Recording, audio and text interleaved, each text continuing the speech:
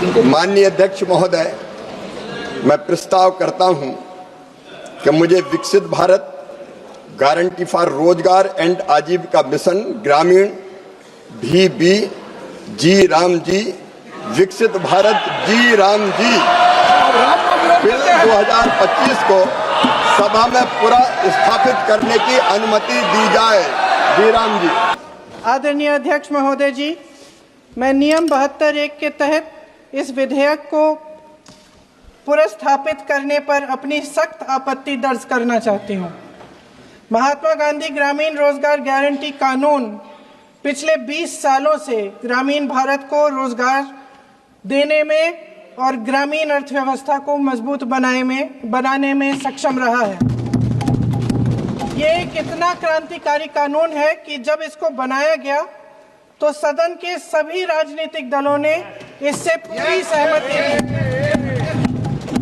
इसके द्वारा 100 दिन का रोजगार इस देश के गरीब से गरीब लोगों को मिलता है, हमारे गरीब से गरीब भाई बहनों को। हम सब जनप्रतिनिधि हैं महोदय, जब हम अपने अपने क्षेत्रों में जाते हैं, आप भी जानते हैं, दूर दूर से हमें दिख जाता है कि मनरेगा का कौन मजदूर है। सबसे गरीब होता है, चेहरे पे झुर्रियां होती हैं, हाथ मिलाए तो सर हाथ पत्थरों की तरह। हाँ सर, मैं कर रही हूँ, पहुंच रही हूँ, हाँ मुझे पहुंचने दीजिए। नहीं, 1 मिनट लूंगी, मुझे पहुंचने दीजिए।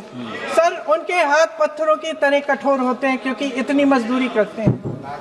तो सर, मेरा जो इस बिल पर ऑब्जेक्शन है, सर ये जो कानून है इसके तहत हमारे गरीब भाई बहनों को जो रोजगार की कानूनी गारंटी मिलती है, जो अधिकार मिलता है, वह इस योजना में मांग के आधार पर संचालित होता है। मतलब जहां जहां रोजगार की मांग है वहां इस योजना द्वारा 100 दिनों का रोजगार अनिवार्य है, देना अनिवार्य है। इसके साथ साथ केंद्र से इसके लिए जो पूंजी जाती है वो भी मांग पर आधारित होती है। यानी कि इस योजना के लिए जितने पैसे जहां भेजने हैं, कितने भेजने हैं, वह जमीनी परिस्थितियों पर आधारित होता है और मांग के आधार पर निर्धारित होता है। सर, इस विधेयक की अनुसूची 1 में उपनियम 4(1) और 4(2) द्वारा केंद्र को इजाजत दी गई है कि वह पहले से ही निर्धारित कर लें कि कितनी पूंजी कहां भेजी जाएगी। इससे संविधान के 73वें संविधान संशोधन को नजरअंदाज किया जा रहा है। सर महोदय, इसके जरिए ग्राम सभाओं को इस योजना की मांग की जमीनी परिस्थितियों के आधार पर तय करने का पूरा अधिकार दिया जाता था। आज वो अधिकार कमजोर किया जा रहा है। सर, आखिर बात है, 1 मिनट, जब आप इस पे पूरी डिटेल चर्चा हो तो आप डिटेल बोलना। इस पे आपकी पार्टी शुरुआत है सर, अभी एक शुरुआत है। सर जो हमारे संविधान की जो मूल भावना है कि हर एक व्यक्ति के हाथों में शक्ति होनी चाहिए, वही मूल भावना पंचायती राज में है और उस मूल भावना के विरोध है ये जो अधिनियम, जो ये विधेयक आ रहा है। सर, इस विधेयक के जो प्रबंधन है जिससे रोजगार का जो अधिकार है, कानूनी अधिकार है, वो कमजोर हो रहा है, वो हमारे संविधान के विपरीत है। सर ये हमारे इसी सदन ने ये कानून बनाया और इसी सदन ने ये अधिकार जनता को दिया है। ओके। सर, एक और है सर, महात्मा गांधी मनरेगा में 90% अनुदान केंद्र से आता था।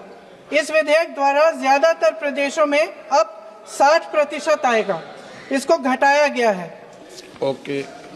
सर, इससे प्रदेशों की अर्थव्यवस्था पर बहुत भार होगी और खास तौर से ये वे प्रदेश जिनकी अर्थव्यवस्था पहले से ही केंद्र की ओर से GST के बकाये के इंतजार में है। ओके, माननीय सदस्य। हो गया। सर, इस विधेयक द्वारा केंद्र का नियंत्रण बढ़ाया जा रहा है और जिम्मेदारी घटाई जा रही है। सर, जो 100 दिन का अधिकार आपने 125 करने की बात की है, लेकिन इसमें वेतन की बढ़ोतरी, आपकी जो मजदूरी की बढ़ोतरी है इसकी कोई बात नहीं है। माननीय सदस्यों, सर ये सही बात है कि अभी तक जो बकाया है वो ही पूरा नहीं हुआ है। माननीय सदस्यगणों, मैं आपसे सर आग्रह आखिरी बात ये है सर कि हर योजना का नाम बदलने की जो सनक है ये समझ में नहीं आती है। सर जब जब ये किया जाता है तो सरकार केंद्र को पैसे खर्चने पड़ते हैं। माननीय सदस्यों, मैं आपसे आग्रह करता हूं, ये सर आप पोस्टर रख दे नीचे। मैं ये रख दूं? नहीं, आप पीछे वाले माननीय सदस्य, आप 72 में नियम में विरोध कर दें आप। ठीक। सर आखिरी पॉइंट है कि बिना चर्चा के, बिना इस सदन की सलाह लिए इस तरह से जल्दी में विधेयक को पास नहीं होना चाहिए। सर ये विधेयक वापस लिया जाना चाहिए।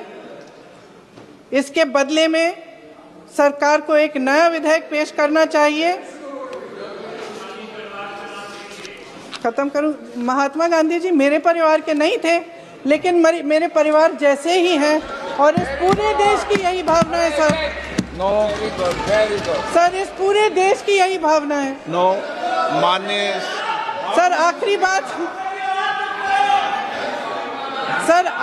बात यह है कि गहन जांच पड़ताल और व्यापक चर्चा के लिए इसे कम से कम स्थायी समिति के पास भेजा जाना चाहिए और कोई विधायक किसी की निजी महत्वाकांक्षा, सनक और पूर्वाग्रहों के आधार पर न तो पेश होना चाहिए और न ही पास होना चाहिए।